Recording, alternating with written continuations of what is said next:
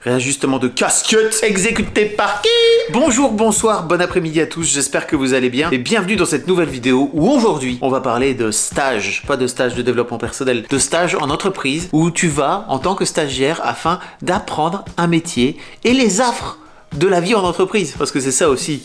La vie en entreprise. Il y a aussi plein de super aspects à vivre en tant que stagiaire et moi en tant que patron qui était patron pendant 15 ans et qui ai beaucoup travaillé avec des stagiaires pour mon plus grand bonheur, le plus grand bonheur de la boîte et aussi embauché beaucoup de stagiaires qui étaient en stage de fin d'études afin de leur proposer un CDD ou un CDI. J'ai plein de conseils à te donner, voilà. Bienvenue sur ma chaîne, je suis Fabrice Florent, j'ai 44 ans et sur cette chaîne YouTube, je veux t'apprendre des trucs que j'aurais aimé apprendre plus tôt dans la vie et qui parfois font que la vie m'a roulé dessus comme ça et m'a envoyé des claques dans la gueule. C'est parti, tout de suite, on va parler de stage, générique, des bisous. Exécuté par qui? Fabrice Florent. Alors le stage en entreprise, c'est souvent un moment un peu déterminant dans une scolarité pour plein de raisons et notamment en fait parce que ça permet de pouvoir découvrir le monde de l'entreprise et peut-être un domaine qui t'intéresse et de pouvoir faire tes premiers pas vers un métier qui pourrait éventuellement t'intéresser par la suite une fois que tu auras terminé tes études et qu'il faudra te lancer tel un oisillon qui va quitter le nid dans le grand monde de l'entreprise et de la vie d'adulte. Dans le meilleur des cas, tu peux même l'utiliser pour poser une petite pierre pour te faire embaucher. Yes, le meilleur des cas, hein, ok? Cette vidéo ne tient pas à faire oublier qu'effectivement, il y a des stages qui sont abusifs, il y a des stages qui ne mériteraient pas d'exister, il y a des stages où, globalement, si tu fais des cafés et que tu sers strictement à rien, quel est le point, d'accord? Il y a aussi des stages où tu vas bosser comme un taré, alors que normalement tu es censé faire un travail de stagiaire et surtout d'apprendre des choses. Ça c'est très important, d'apprendre des choses. Si on attend de toi les mêmes performances que quelqu'un qui est embauché, c'est qu'il y a un truc qui cloche. N'oublie pas, un stage c'est fait pour apprendre. Et ça veut dire aussi que si il n'y a personne pour t'apprendre dans ta boîte à corriger tes erreurs ou à te former tout simplement, c'est aussi peut-être qu'il y a une cohue. Voilà. Si t'es pas dans un stage nul, je t'invite à regarder cette vidéo parce que je vais te filer des conseils pour tirer le meilleur parti de ton stage en entreprise. Parce qu'en tant que patron, j'ai énormément appris de trucs à des stagiaires et je me dis que je crois avoir mis en place une culture dans la boîte où tu pouvais apprendre des choses en tant que stagiaire et venir en tirer le meilleur parti. Et j'espère que dans cette vidéo, je réussirai à te transmettre les trucs que j'ai pu transmettre à mes propres stagiaires pendant des années. Ok ? C'est parti. Alors l'un des tout premiers trucs je crois, c'est que pour profiter de ton stage, il faut sortir du cadre scolaire. Alors ouais, je sais, c'est pas évident parce que t'es encore à l'école pendant ton stage, mais c'est aussi une occasion de pouvoir sortir de l'endroit où t'es bichonné et dorloté dans ton école et de pouvoir mettre un pied, un doigt de pied en tout cas, tu vois, dans la piscine un peu fraîche de la vie d'adulte et de la vie en entreprise. Tu ne fais pas un stage pour réussir à avoir la meilleure note possible à ton rapport de stage ou je sais pas moi, à l'évaluation que tu auras à la suite de ton stage, tu fais un stage pour découvrir le monde de l'entreprise. Et ça c'est hyper important parce que déjà ça t'incite à sortir du cadre scolaire où en général on peut avoir tendance à être un peu passif entre guillemets en tant qu'élève. Là ça te donne une bonne occasion de te dire en fait c'est cool, je vais rentrer dans une boîte et dans le monde de l'entreprise d'une manière générale, si tu ne te sors pas les doigts, on ne va pas venir te récompenser. Il va falloir aller te demander des trucs. Tu es désormais un membre à part entière, certes un membre stagiaire, mais du monde de l'entreprise. Autre conseil pour pouvoir profiter au mieux de ton stage, commencer à se créer ce qu'on appelle un réseau, n'est-ce pas? Tu vas aller rencontrer des gens et le truc très important, c'est qu'en fait, déjà de base, il faut que tu aies en tête une potentielle embauche et je trouve que c'est vraiment cool de le voir comme ça. Le sachais-tu? Le sachiez-vous? Le saviez-vous? Le savais-tu? Globalement, un maximum d'annonces de job ne sont jamais publiées. Ce qui se passe, c'est que très souvent, les boîtes adorent utiliser ce qu'on appelle la cooptation. La cooptation, c'est un système qui consiste à venir inciter les salariés d'une boîte à venir coopter, à venir recommander des gens de leur réseau, de leur connaissance, avant même que l'annonce soit publiée. Ils leur filent une prime en cas de recrutement réussi. C'est un vrai truc dans les boîtes. Plus tu connais de gens au sein des boîtes, plus les gens vont avoir tendance à te dire tiens, au fait, je me souviens de cette petite ou de ce petit stagiaire là qui avait l'air d'être extrêmement efficace il y a environ 6 mois. Peut-être que je pourrais lui proposer le coopter. C'est une des façons de potentiellement réussir à rentrer et à foutre le pied dans la porte d'une boîte. Alors à compétence égale, ça veut pas forcément dire que tu vas être recruté. C'est pas parce que t'es coopté que tu vas avoir une forme de préférence. Mais en tout cas, ton CV sera regardé, je crois, d'une façon plus préférentielle. Et ça, rien que ça déjà, ça vaut la peine. Rencontre un maximum de monde. Clairement, si t'es dans une boîte et encore plus dans une grande boîte, je t'invite vraiment à aller faire le tour des différents services, des différents gens que tu souhaites rencontrer. L'important, c'est de venir avec une idée très claire. Déjà, t'as un truc génial, c'est que t'as un rapport de stage à écrire, donc quelque part, t'as une excuse pour aller rencontrer plein de gens. Je t'invite vraiment à aller rencontrer les gens que t'as envie d'aller rencontrer dans la boîte. Alors, fais bien gaffe, en revanche, je crois qu'il y a vraiment plusieurs trucs à avoir en tête. Si tu te pointes et que tu viens dire « Salut, je sais pas exactement ce que je voudrais te demander, mais en gros, je voudrais faire blabla et chit-chat avec toi », ça risque de mal se passer. En revanche, si tu te pointes, que t'envoies par exemple un mail ou que tu tombes au détour d'une machine à café sur quelqu'un que t'avais en tête et que tu voudrais rencontrer, n'hésite pas à venir lui demander « Est-ce que je pourrais avoir 10 minutes, un quart d'heure de ton temps et j'ai quelques questions par rapport à ton métier, etc. » et d'avoir un truc cadré qui permette de se dire à cette personne « Ok, elle va pas juste me faire perdre mon temps, ce stagiaire ou cette stagiaire, elle cherche à avoir des informations. » D'une manière générale, les gens adorent raconter leur vie, tout simplement, et qu'ils ont assez peu de moments de gens qui viennent les écouter pour venir raconter leur métier, en tout cas dans le monde de l'entreprise. Et tu peux jouer ce rôle-là pendant l'espace de, je te dis, 10 minutes, un quart d'heure, 20 minutes, je sais pas combien de temps la personne peut t'accorder de temps, mais ça peut être un vrai levier pour toi pour pouvoir rencontrer plein de gens et pour pouvoir faire la connaissance du plus de métiers possible, parce que c'est ça aussi, je te rappelle, l'objectif du stage. L'autre conseil que je souhaiterais te donner, c'est que globalement, viens avec un état d'esprit de tu n'as rien à perdre en tant que stagiaire. Qu'est-ce que tu as à perdre? C'est ça qui est fabuleux, c'est que globalement, tu viens juste pour passer un moment pour apprendre des choses, je ne vois pas ce que tu as à perdre. Et je voudrais tout simplement que tu te dises tous les jours quand tu arrives, fuck it, je vais essayer des trucs, je vais tenter des choses, je vais aller prendre contact avec machin, je vais aller proposer un projet que j'ai en tête, parce que globalement, tu vas prendre quoi? Au pire, un râteau. Je veux dire, tu vas pas perdre ton job, tu vas pas perdre ton stage. Les gens ils vont pas te virer de ton stage, sauf si vraiment tu fais une grosse couille, mais ça si tu fais une grosse couille, à la limite, peut-être ça vaut la peine de pas faire ce stage, peut-être que t'étais pas prêt, j'en ne sais rien moi, je ne sais pas. Si tu proposes un truc, on va dire, dis donc, celle-ci ou celui-ci, il est force de proposition, il a des idées, etc., c'est plutôt cool. Peut-être même qu'on va t'en reproposer par la suite si t'as la chance de faire un stage long ou de faire un stage dans lequel t'as le temps de prendre tes marques. Si tu rates, au pire, qu'est-ce qui se passe? Bah, t'auras appris des trucs en passant. Parce que n'oublie pas, c'est en se trompant qu'on apprend. Tout à fait. D'autant plus que si tu rates, je te rappelle que tu as des circonstances atténuantes puisque tu es censé être en stage pour apprendre. Donc c'est plutôt cool en vrai. Et j'en profite pour faire un petit pont avec mon prochain point.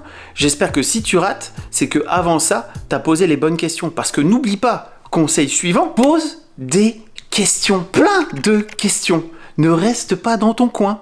Ça, c'est vraiment très important. Il n'y a jamais de questions bêtes. Je me suis retrouvé avec tellement de stagiaires qui avaient peur de paraître idiote ou idiot, parce que déjà, la personne qui la forme connaît tellement bien le métier que parfois, t'as pas forcément le réflexe de te dire « Ah oui, ça, c'est un truc qui est particulier, qu'il faut expliquer. » Si tu restes dans ton coin et que tu te dis « Ah oui, donc en fait, cette personne vient de me raconter ce truc-là comme si c'était une évidence et moi, je suis comme un con ou comme une conne, je n'ai pas compris et je vais juste faire en sorte de noter le truc sans avoir rien pigé. » Eh bien, en fait, à la fin, c'est toi qui perds, n'est-ce pas? Parce que il n'y a pas de questions idiotes. Et en plus, tu es stagiaire, je te rappelle, donc tu es là pour apprendre. Il n'y a jamais de questions idiotes, même quand plus tard tu seras confirmé et que tu auras un CDI et que tu auras 15 ans d'expérience. J'espère vraiment que tu continueras à poser des questions parce que les questions, c'est la vie et il n'y a pas de questions idiotes. Voilà, tout simplement. Et au pire, s'il y a une question que tu trouves idiote, eh bien, tu peux juste dire « Eh bien, je ne savais pas, je le note et je m'en félicite. » Si tu as cette ref, c'est que tu es trop vieux. Salut. En plus, l'un des trucs importants, c'est que derrière des questions qui peuvent paraître bêtes, tu vas en profiter aussi pour en apprendre plus sur la culture de la boîte. Et ça,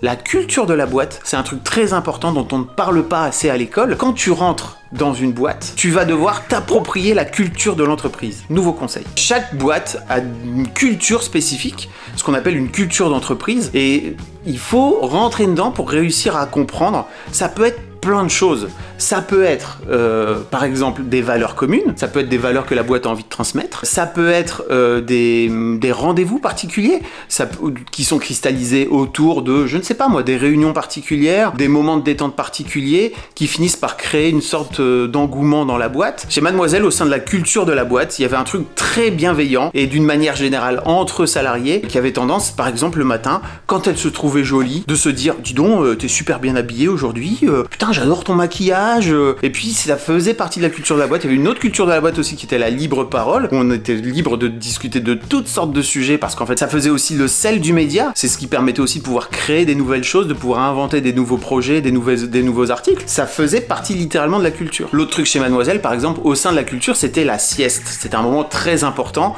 entre midi et 2, la plupart des gens qui le souhaitaient pouvaient faire la sieste. Et ça, je sais que pertinemment, c'est un truc que j'ai inculqué, puisque moi-même, je faisais énormément la sieste entre midi et 2, je dormais pas beaucoup la nuit, donc je faisais la sieste. Je reparlerai dans une autre vidéo du sommeil et de la sieste, on en reparlera. Et globalement, ce qui est assez cool avec les cultures d'entreprise, c'est que ça te permet aussi d'en apprendre plus sur la façon dont tous les dirigeants ont mis en place cette culture, parce que ça fait souvent partie des fondamentaux de la boîte qu'il faut apprendre à connaître et qui sont hyper intéressants d'une manière générale. Moi, c'est vraiment un truc qui me passionne aujourd'hui, la culture des boîtes, la façon dont les boîtes sont façonnées autour d'une culture commune chez les salariés. Autre truc qui est à mon sens très important, c'est qu'en fait, en tant que stagiaire, tu représentes un risque modéré. C'est-à-dire que globalement, tu arrives en tant que stagiaire et potentiellement tu vas repartir. Ce qui permet souvent, en tout cas moi je l'ai vécu quand j'étais plus jeune en tant que stagiaire dans les différents stages que j'ai pu faire, c'est que les gens se confient à toi. Les salariés se confient, ils viennent te raconter leurs états d'âme, ils viennent te raconter ce qui leur convient pas. Et toi, ça peut aussi te permettre de pouvoir comprendre comment la boîte fonctionne mieux et comment d'une manière générale les boîtes fonctionnent et c'est quoi la vie des salariés, quoi. Et je trouve que ça c'est trop intéressant. Le conseil ultime, c'est si on te confie un truc, tu le gardes pour toi. Sauf si c'est illégal, hein. Ça c'est différent. Mais globalement... D'ailleurs, si c'est illégal, je sais pas trop comment tu gères le truc. Ça, après, c'est tes états d'âme à toi, c'est par rapport à la loi, enfin, je ne sais pas ce que ça peut être, mais globalement, fais gaffe à ça. Mais globalement, si on te confie un truc sur la façon dont quelqu'un vit dans la boîte, vraiment garde-le pour toi, parce que c'est vraiment un truc qui peut être ultra explosif. Quand t'es jeune et que tu débarques dans une boîte, tu peux avoir tendance à avoir la langue bien déliée, à venir raconter des choses, à venir raconter que machine et trucs bidules, ils pensent de telle façon et machin. Et ça, c'est un truc qui généralement peut poser souci quand t'es stagiaire. Fais gaffe à la façon dont les gens interagissent. Petit conseil également. Parce que ouais, c'est un autre truc que t'apprendras, c'est qu'en fait, dans les boîtes, l'information est toujours un pouvoir très important. Il faut faire très très gaffe à la façon dont tu gères l'information que tu peux avoir. Knowledge is power. Voilà, ça veut dire la connaissance est un pouvoir. Attends, qu'est-ce que je vais raconter comme connerie ? Bouge pas. Enfin, last but not least, si tu veux profiter de ton stage de la meilleure façon possible, n'hésite pas à manager ton manager. Je sais, ça peut paraître bizarre. C'est un conseil que je vais également te donner si t'es jeune, salarié, si tu rentres dans une boîte. N'hésite jamais à manager ton manager. En tant que manager, j'ai appris plein de choses des gens que je manageais parce que j'ouvrais la possibilité de venir me faire des feedbacks. Et moi-même, quand j'étais manager, n'est-ce pas, plus jeune, quand j'étais pas encore patron, j'ai appris plein de choses dans la façon que j'ai eu de manager mon propre boss. Alors, ça peut être sur plein d'aspects différents. Et en fait, tu vas te dire, mais alors pourquoi ça serait à moi de manager mon chef ou ma chef ? Il y a plein d'avantages à manager son propre manager. Ça pourrait être par exemple, lui dire quand il y a un truc qui te convient pas, et lui dire sans énervement et de la façon la plus constructive possible. Lui expliquer ce que tu attends de lui ou ce que tu attends d'elle. Tu peux aussi être honnête vis-à-vis de lui ou elle et ne pas répondre forcément dans le sens qu'il ou elle attend de toi. L'autre truc très important à comprendre, c'est qu'il faut aller la voir ou le voir à un moment opportun de sa journée. Si tu as un truc à lui poser, une question à lui poser et que il ou elle est en plein rush d'une manière ou d'une autre, il n'aura pas forcément la même capacité d'écoute que s'il est posé. Donc n'hésite pas à venir voir et à dire ok, j'ai besoin de te voir pendant 5 minutes, à quel moment c'est plus sympa pour toi. Si il ou elle ne te le propose pas et que tu as besoin d'un point un peu plus long, il ne faut jamais hésiter à venir lui dire j'ai besoin d'un point avec toi de 20-30 minutes, quand est-ce qu'on peut le mettre en place? Parce que la plupart du temps, en tant que stagiaire, on peut avoir tendance à attendre que le feedback vienne, mais en fait tu peux aussi aller le chercher, le feedback, ou tu peux aussi provoquer entre guillemets des points si jamais la personne qui te manage ou qui s'occupe de toi n'a pas forcément le temps de le faire. Je trouve que c'est hyper important et c'est un truc qu'il faudra continuer à faire quand tu seras salarié plus tard dans ta vie active, c'est d'aller dire à un moment donné j'ai besoin d'aide, j'ai besoin d'un point et de ne pas rester dans ton coin. Parce que ce qui se passe, c'est que si tu le fais pas à ce moment-là, ça va peut-être te frustrer et je le comprends en fait, mais tu pourrais aussi tout simplement te dire plutôt que de finir frustré et de rester dans mon coin, je vais aller vers la personne pour aller chercher un coup de main et du feedback. Ça peut être cool. Et voilà, c'est tout pour ces conseils et pour tirer le meilleur parti possible de ton stage. J'espère que ça pourra t'aider vraiment.